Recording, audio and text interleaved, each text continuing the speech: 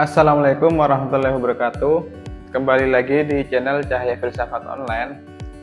Kali ini kita akan ngaji bersama Pak Farudin Faiz dengan tema membersihkan pikiran. Sebelum kita mulai, mari kita baca basmalah bersama. Bismillahirrahmanirrahim. Tanpa perlu lama-lama, mari kita mulai. Bismillah ya, kita mulai. Ya tentu saja bersih-bersih pikiran itu dengan asumsi isi pikiran kita itu mungkin sudah banyak yang kadaluarsa, yang out of date, yang kotor, yang ngeres, yang ruwet, yang bulet, dan lain sebagainya. Ayo bersih-bersih. Baik. Saya beri judul Clear Mind.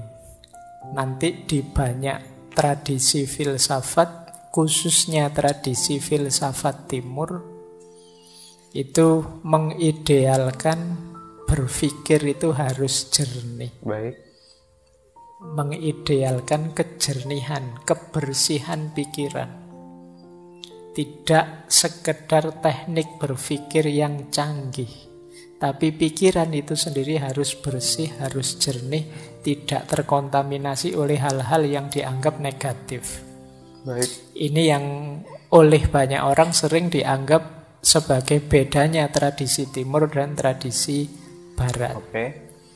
Kalau barat membahas pikiran banyak fokus bagaimana dia kritis, bagaimana dia valid, bagaimana dia jelas, bagaimana dia tidak bulet dan lain sebagainya. Lebih ke teknis. Sementara kalau di timur lebih mengutamakan kejernihannya. Baik. Nah, malam hari ini kita belajar menjernihkan pikiran. Oke. Tentu saja berarti agak dekat dengan gaya timur. Baik, kita mulai ya. Karena tadi saya bilang timur ya, kita kutip beberapa gagasan para filosof timur. Tokoh-tokoh dari timur. Baik. Nah, saya awali dari quote saja dulu sebelum nanti ke teknis membersihkan pikiran kita. Ada quotes menarik yang ini pernah juga kita kutip di beberapa sesi tentang kekuatan pikiran. Iya. Yaitu dari Buddha. Beliau mengatakan bahwa hidup kita itu dibentuk oleh pikiran kita. Baik. Kita menjadi apa yang kita pikirkan. Kegembiraan itu mengikuti pikiran yang jernih, seperti bayangan yang tidak pernah pergi. Baik. Quotes ini isinya 3 hal secara sekaligus. Yang pertama, hidup itu dibentuk oleh pikiran kita. Yang kedua, kita adalah apa yang kita pikirkan. Dan yang ketiga, pikiran jernih itu menggembirakan. Sebagaimana bayangan dengan sesuatu yang dibayanginya. Jadi kalau orang kok pikirannya jernih, otomatis gembira. Kenapa kok kita galau? Kemungkinan pikiran kita ruwet. Baik. Jadi tidak karu-karuan, itu terus kita sedih. Tapi kalau pikiran kita jernih, oh yang salah ini, yang benar ini, oh yang cocok ini, yang tidak cocok ini. Kalau tegas jelas itu kan kita senang, gembira, lega. Tapi kok masih banyak kerumitan-kerumitan, keruwetan-keruwetan, tidak jernih, itu biasanya kita masih galau. Baik. Maka kegembiraan itu mengikuti pikiran yang jernih. Dan diri kita itu dibentuk oleh pikiran kita. Kalau kalian menganggap, Pak, siapa sih saya ini? Saya ini orang rusak loh, Pak. Nah, kamu sendiri menganggap dirimu orang rusak. Itu kan berarti nanti ketika kamu menjalani hidupmu, kamu akan memposisikan dirimu sebagai orang yang rusak. Baik. Jadi kita adalah pandangan kita sendiri, pikiran kita sendiri tentang diri kita. Oke. Nah, teman-teman boleh flashback ke belakang ya. Selama ini saya itu orang kayak gimana sih? Itu kemungkinan besar berawal dari pikiran kita sendiri. Baik. Jadi, Mungkin kalau bahasa jauhnya, tidak penting kamu ganteng beneran apa tidak. Yang penting apa? Kamu merasa ganteng. Baik. Orang itu merasa ganteng saja. Itu kan gayanya kayak orang paling ganteng sedunia kan sudah.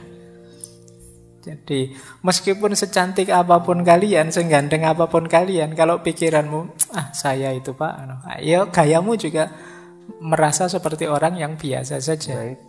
Jadi kita adalah sejauh yang kita pikirkan. Hidup kita dibentuk oleh pikiran kita. Maka hati-hati dalam berpikir. Jangan berpikir yang aneh-aneh, yang rusak-rusak, yang kacau-kacau, karena itu akan jadi diri kita. Baik. Kalau ada peribahasa dalam bahasa Inggris yang isinya to know is to be. Tahu itu sama dengan menjadi sesuatu. Apa yang ada di pikiran kita, seperti itulah nanti hidup kita. Kalau kita isi dengan hal-hal yang positif, ya hidup kita akan menjelma positif. Okay. Tapi kalau pikiran kita isi dengan banyak hal negatif, ya kita akan jadi orang yang negatif. Baik. Nah, ini pesan besar pertama ya, pentingnya pikiran. Baik, kita bahas quotes dari Buddha yang sangat menarik. Hidup kita dibentuk oleh pikiran kita. Kita menjadi apa yang kita pikirkan. Kegembiraan mengikuti pikiran jernih, seperti bayangan yang tidak pernah pergi. Jadi menurut Buddha, pikiran itu sangat penting dalam kehidupan kita. Hidup kita dipengaruhi oleh pikiran. Ketika kita berpikir positif, maka kita dalam menjalani hidup juga akan positif.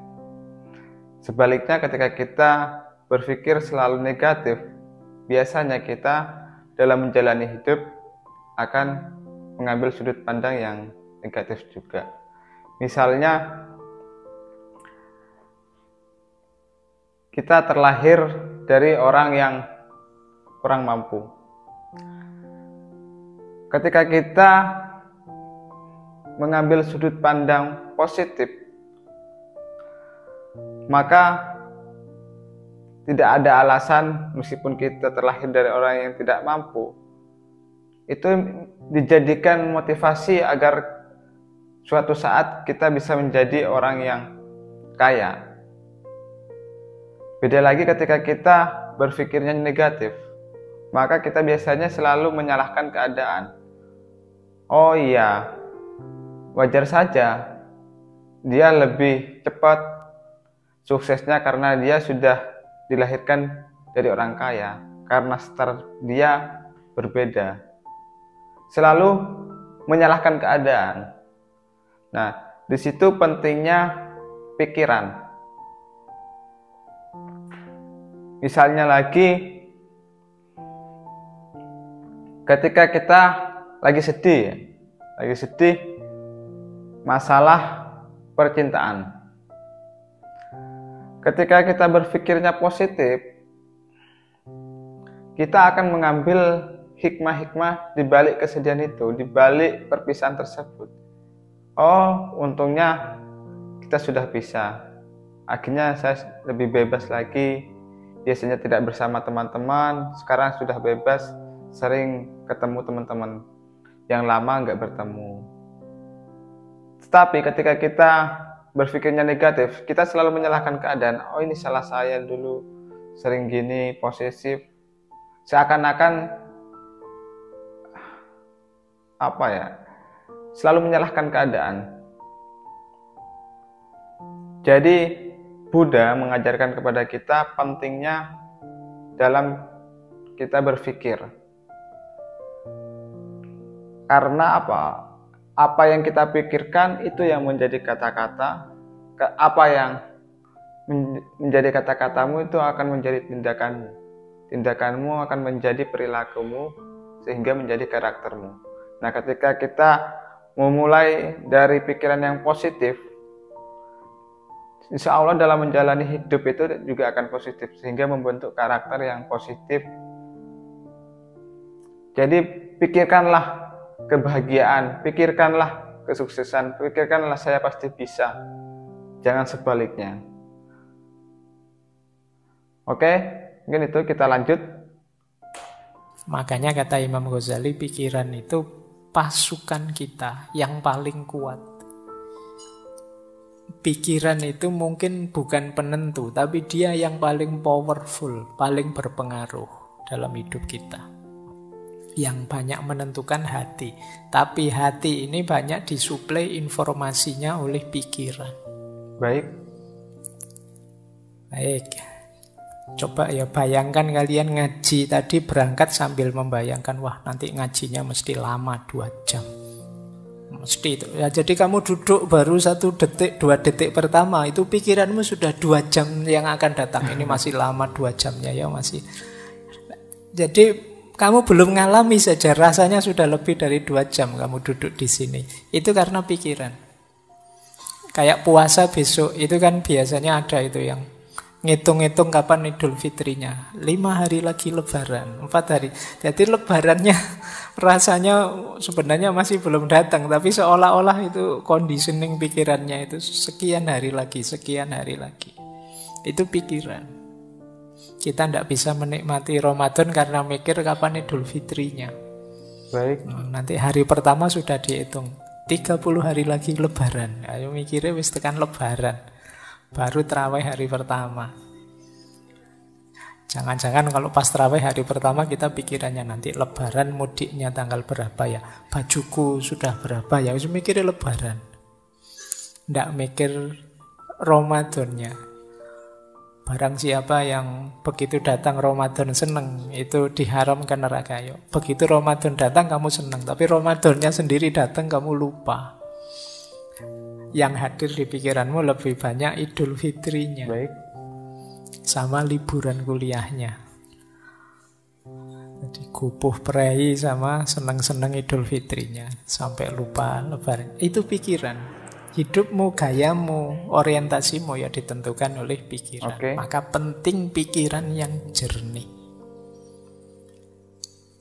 Ada lagi kalimat dari Zhuangzi. Kalau ini salah satu tokoh dari Taoisme. Dulu pernah kita bahas khusus beliau ini. Baik. Kata dia begini, mereka yang mengikuti Tao. Tao itu artinya jalan.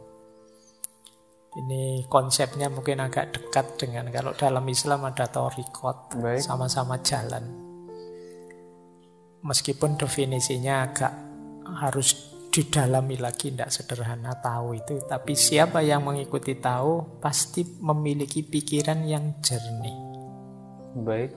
Orang yang pikirannya jernih ini, mereka tidak membebani pikiran mereka dengan kecemasan. Dan luwes, lentur, mudah menyesuaikan diri dengan kondisi eksternal. Baik. Ini cirinya orang yang pikirannya jernih.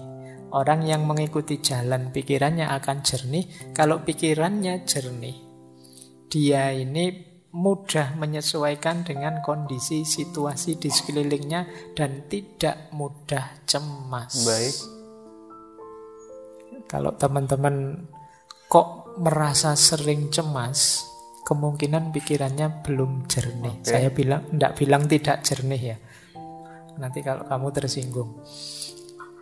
Jadi pikiranmu mungkin belum jernih. Perlu dijernihkan kembali. Malam hari ini kita latihan pelan-pelan nanti menghadapi pikiran yang tidak jernih ini. Saya tambah 3 lagi dari beberapa. Yang pertama dari Erich Fromm, psikolog, psikoanalis, filosof yang pernah kita bahas tentang cinta. Kata dia, punya pikiran yang jernih dan ruang yang bersih memungkinkanmu untuk berpikir dan bertindak secara bertujuan, tidak asal-asalan. Jadi kalau pikiran kita jernih itu mengorientasikan tindakan itu enak. Tapi kalau pikiran kita ruwet, kadang kita tidak tahu kenapa melakukan ini, kenapa melakukan itu. Pokoknya isi ini pikiran bulat. Baik. Nah, ini membuat kita bertindaknya juga tidak kontrol. Karena pikiran menentukan diri kita. Atau kata yang dari India, Naval Ravikant. Ini sebenarnya businessman.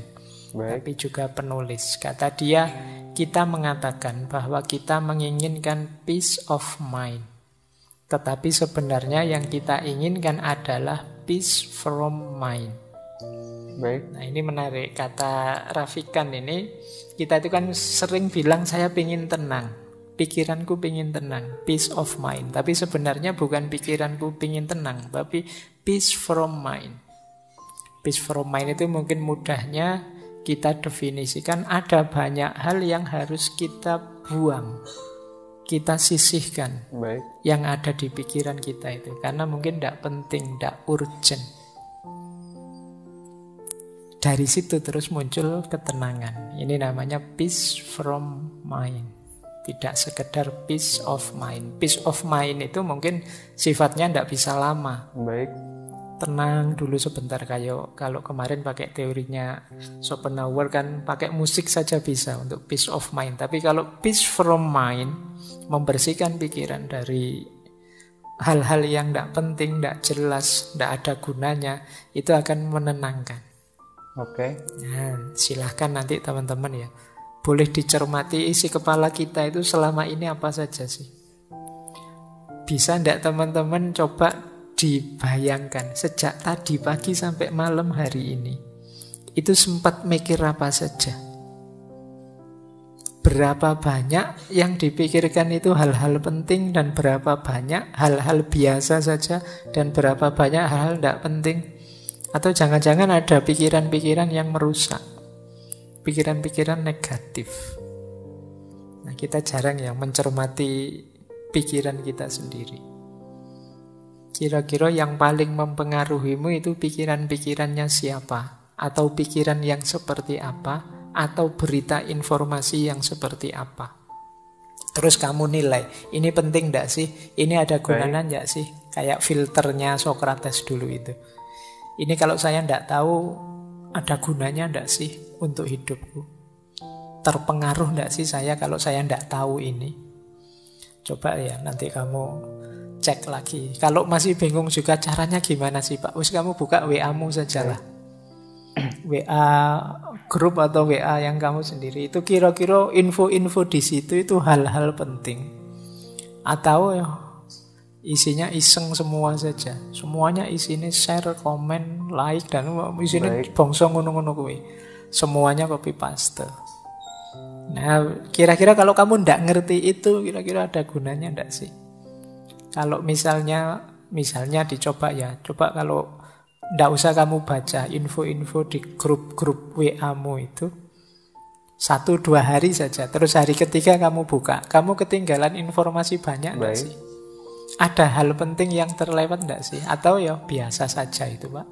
Saya bisa langsung ngikuti di hari ketiga itu, bisa ngobrol lagi, ndak ada yang ketinggalan sama sekali. Oh berarti mungkin banyak pembicaraan yang ndak penting. Nah, coba ya kamu sendiri yang ngecek sejauh mana sih aktivitasmu sehari-hari itu bermakna. Baik. Oke, kita bahas ya. Pentingnya pikiran jernih. Menurut Naval Ravikant, kita mengatakan bahwa kita menginginkan peace of mind, ketenangan pikiran. Tetapi yang sebenarnya kita inginkan adalah peace from mind, ketenangan dalam pikiran, dari pikiran. Jadi, menurut Naval Ravikant, sebagian orang biasanya mengatakan ingin mencari ketenangan.